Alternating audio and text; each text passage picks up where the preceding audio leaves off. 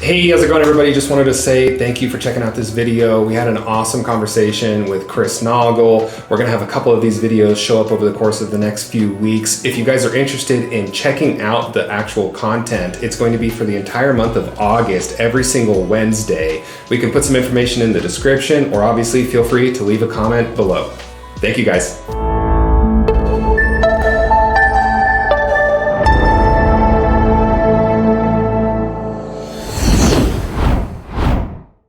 Lots of equity. Someone on here had 20 million in equity. Okay, so we got people that have no house, all the way to people that have $20 million in equity in their house. How do they tap into that equity? Realistically, the way to kind of look at what the all-in-one is it's really kind of like the rocket fuel to take advantage of all of the tools that Craig was just talking about. Because realistically, you can go through the regular avalanche process and probably, as you saw, take 180-month payoff and bring it down to 60 or 70 months. This is just a kind of another way to slingshot yourself back. And I'm a big proponent of kind of taking a step back, grounding, figuring things out, and then proceeding forward, making sure I'm on the right path. So to kind of give you guys more of a take a step back and let's talk about this all-in-one loan program, is that, long story short, this loan is essentially it is a refinance. Now, it can be done on a primary, second, and an investment property. There are some nuances depending on primary or second, but think of it as a really, really big credit card. For specifics, you can essentially get access to a line of credit of 80% of the value of your home. So I'm just going to use easy math here. Somebody that has a $500,000 valued home. They bought it during COVID and they bought it for $300,000. And they happen to have put 10% down back in 2020 when rates were, the 2.5–3% range. They owe $260,000. The home's now valued at $500,000. That individual gets access to a big credit card, line of credit, of $400,000. So the difference between what their line of credit is and what they owe at any given moment is how much they can use. Debt payoff, strategic asset acquisition, and so on. And somebody is utilizing this loan, most of the people, and I think you talked about consumer debt at the very beginning of this, Chris, consumer debt, to get a little more granular on it, I know you did indicate that, it's gone up about $185 billion quarter over quarter. Well, what's really interesting to me, which is about a 1% change, I believe, from the quarter prior, total consumer debt, which is at about 18.4 trillion. Broken down between mortgage debt, of the 18.4 trillion, something like 12.9, almost 13% is mortgage debt. If we think about how much mortgage debt is in an interest rate below 4.5–5%, you're looking at, or even 6%, something like 82% of total mortgage debt is below an interest rate of 6%, which is insane. But what I find even more interesting is that credit card debt, auto loans and student loans. Credit card debt alone is at a $1.2 trillion balance in the United States. Quarter over quarter, it has gone up by almost 2.5%, something like $27 billion in credit card consumer debt.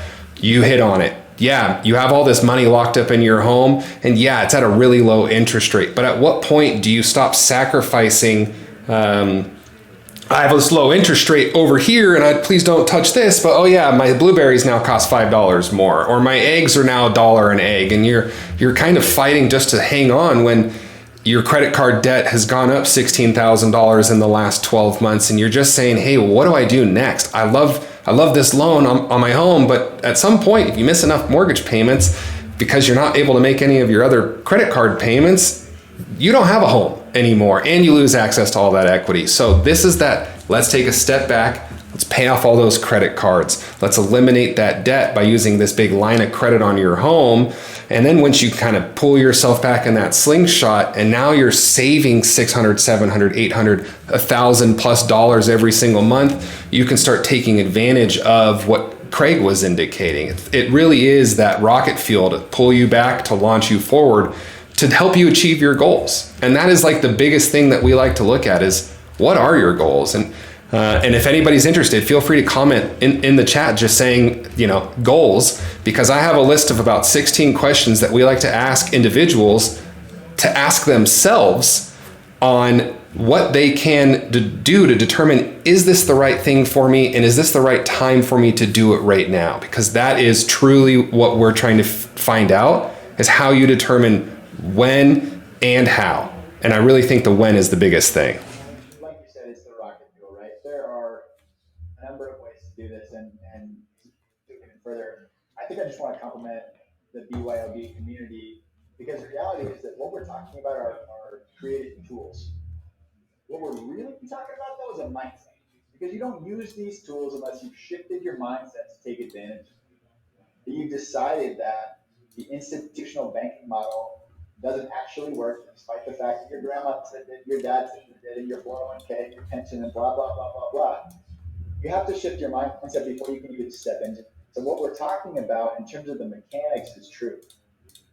But the first thing, I want to compliment everybody that's on this call, is stepping into that new mindset to say, maybe there is a better way to do this.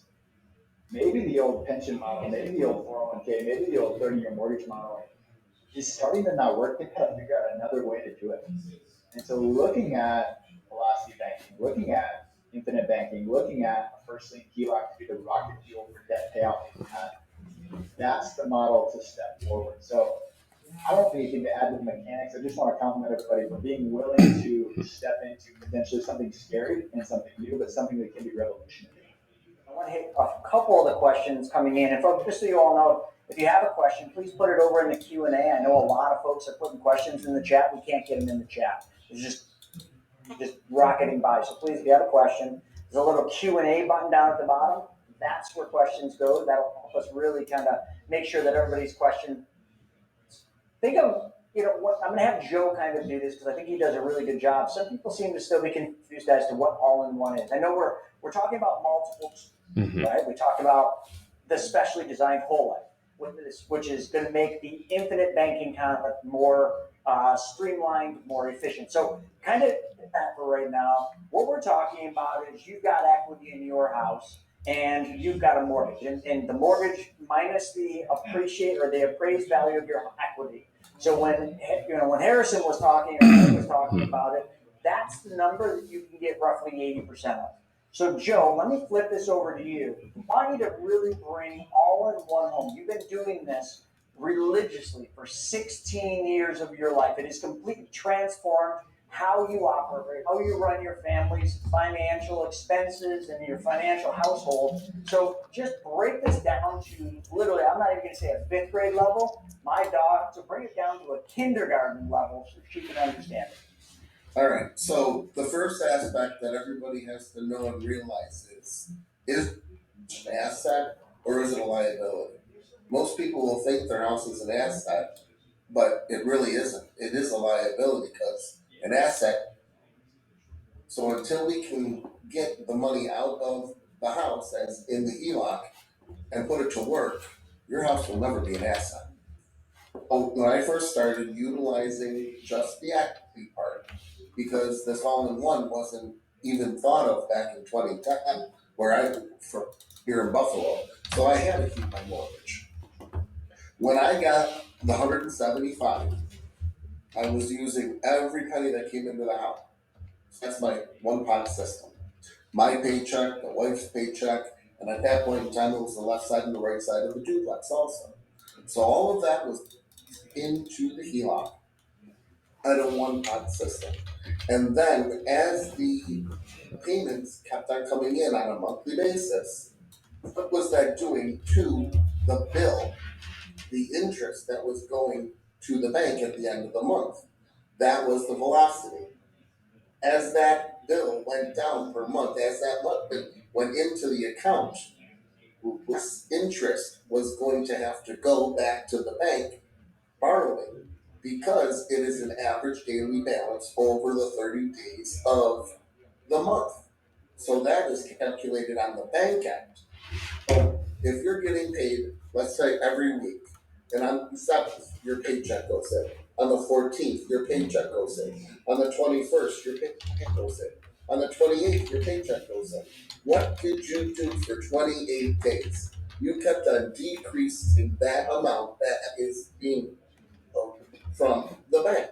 And now on the 29th, the HELOC gets paid. On the 30th, you pay the credit card bills. So now only 2 days did it increase. So that is the way for velocity banking inside of that one pot system of how to utilize and be the most efficient with the velocity banking part. All right, Craig, let me have you, because you just put a nice chat in there. Let's explain the difference between full mill as a home equity line of credit and then what we're talking about here, which is a first lien all-in-one. So can you explain the difference between those two, just so people realize that? Because some people are like, wait, is it a HELOC or is it a mortgage? And it's paired together with a bank account. Like, just kind of bring that home so they know the difference. Yeah, and I'll ask Kirsten and Greg to jump in as well. But I think when people hear the word HELOC, the first thing they think of is you have a mortgage and you go to the bank and you ask the bank to give you some access to that equity. And that's what we would call a second lien HELOC, because your mortgage is in first, to pay that mortgage, the bank has first right to take what they need to recover. When a credit union or another bank gives you access for that equity in a second position, that's what most people know as a HELOC. And that's what Joe was initially using because he didn't have this other thing.